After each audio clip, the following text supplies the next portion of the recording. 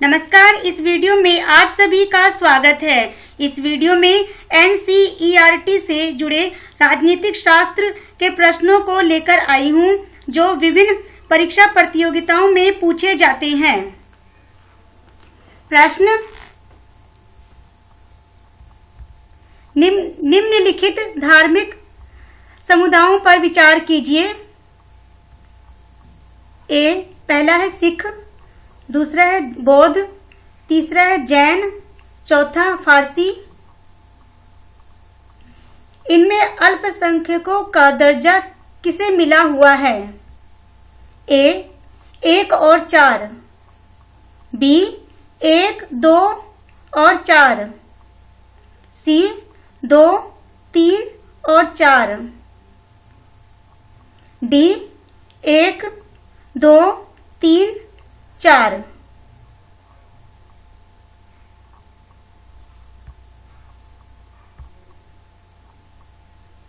उत्तर D 1, 2, 3, 4। व्याख्या: भारत में मुस्लिम, ईसाई, सिख, बौद्ध तथा पारसी अल्पसंख्यक धार्मिक समुदाय हैं। प्रश्न: चुनाव आयोग के बारे में कौन सा कथन सही है?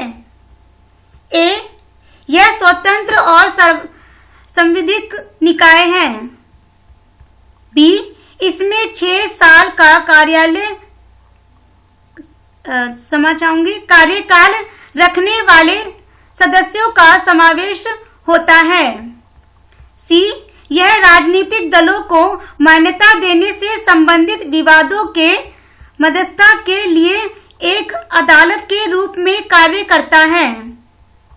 D अखिल भारतीय निकाय होने के नाते यह ग्राम पंचायतों और राज्य नगर पालिकाओं के चुनावों से भी चिंतित है।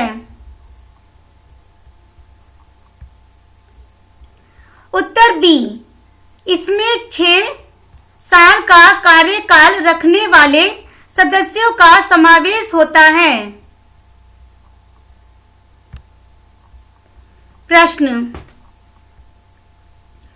संविधान के निम्नलिखित अनुच्छेदों पर ध्यान दीजिए।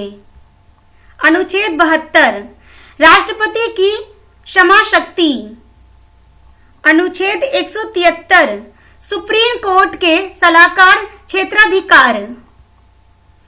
अनुच्छेद 360 वित्तीय आपातकाल से संबंधित प्रावधान। अनुच्छेद 148, 151 भारत के अटॉर्नी जनरल की शक्तियां और इनमें से कौन सा मिलान सही है? A 1 और 3, B 1, 2 और 3, C 1, 2 और 4, D उपरोक्त सभी।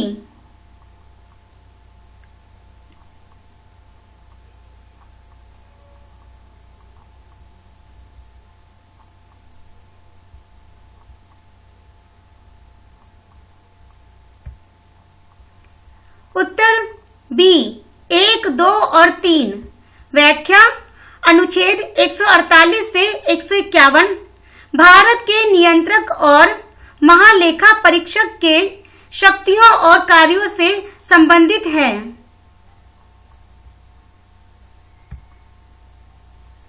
प्रश्न: निम्नलिखित में से कौन सा संसद सदस्य के रूप में निर्वाचित होने के लिए अयोग्यता के आधार पर नहीं है?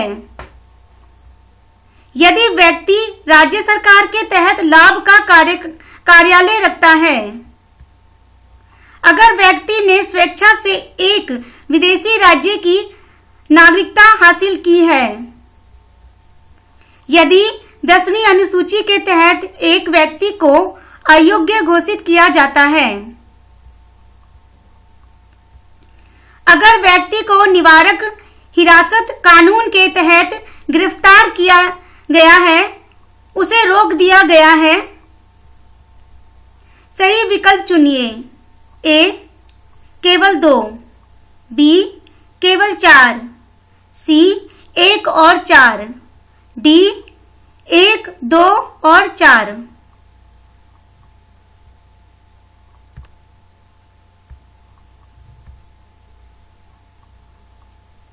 उत्तर 4। अनुच्छेद 102 एक सांसद के रूप में निर्वाचित होने के लिए अयोग्यता। व्याख्या। पहला, किसी व्यक्ति को या तो संसद भवन के सदस्य के रूप में चुने जाने के लिए अयोग्य घोषित किया जाएगा।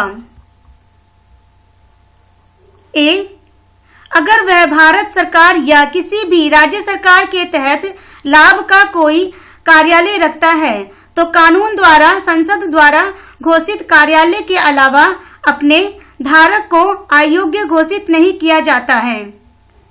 बी, यदि वह अस्वस्थ दिमाग में है, क्षमा चाहूंगी, यदि वह अस्वस्थ दिमाग में है और एक सक्षम अदालत द्वारा घोषित किया गया है। सी, अगर वह एक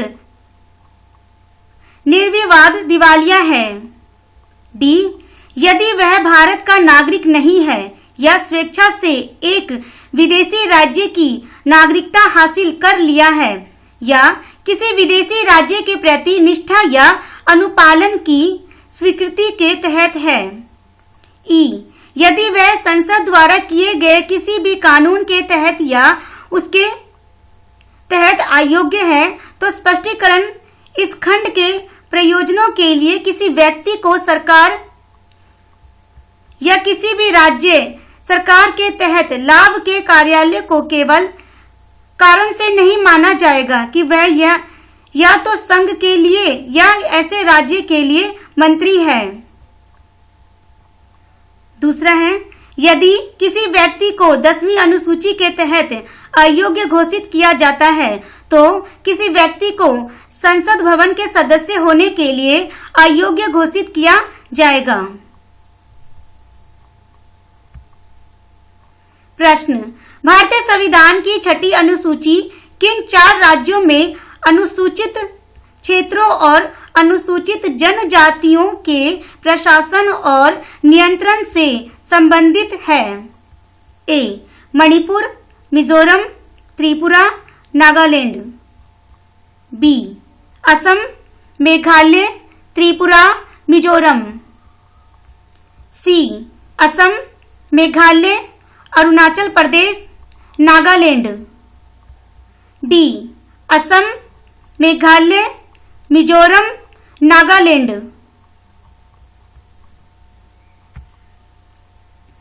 उत्तर बी, असम, मेघालय, त्रिपुरा, मिजोरम। व्याख्या।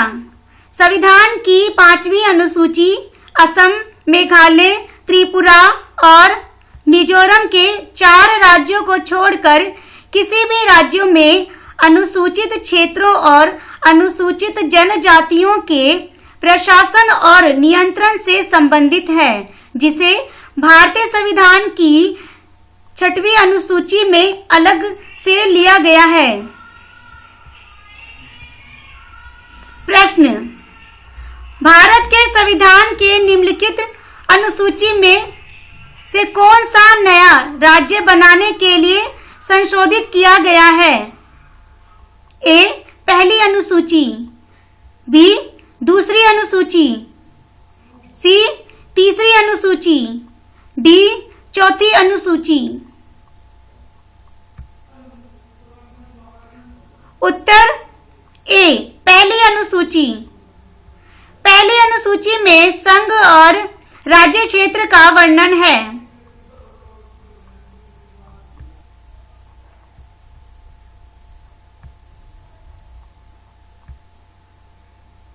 प्रश्न, भारत का संविधान भारत के सुप्रीम कोर्ट को केंद्र और राज्यों के बीच विवादों का निर्णय किस क्षेत्र के तहत लेने का अधिकार देता है? ए, अपीलीय न्यायाधिकार। बी, वास्तविक न्यायाधिकार। सी, सलाहकार न्यायाधिकार। डी रिट न्यायाधिकार। उत्तर बी वास्तविक न्यायाधिकार। व्याख्या। भारत का संविधान भारत के सुप्रीम कोर्ट को केंद्र और राज्यों के बीच विवादों का निर्णय वास्तविक न्यायाधिकार के तहत लेने का अधिकार देता है। प्रश्न। इनमें से कौन सा राष्ट्रपति चुनाव के लिए चुनावी कॉलेज का हिस्सा है, लेकिन उसकी अपील के लिए कार्यवाही में भाग नहीं लेता है?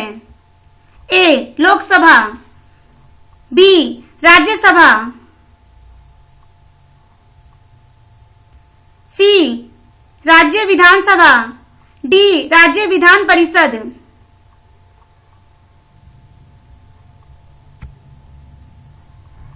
उत्तर सी राज्य विधानसभा। प्रश्न। स्वर्ण सिंह समिति ने किसकी सलाह दी? ए राज्य स्तरीय चुनाव आयोगों का संविधान, बी पंचायती राज में सुधार, सी भारतीय संविधान में मौलिक कर्तव्यों को शामिल करना, डी हिमालय और प्रायद्वीपीय नदियों का अंतःक्रिया।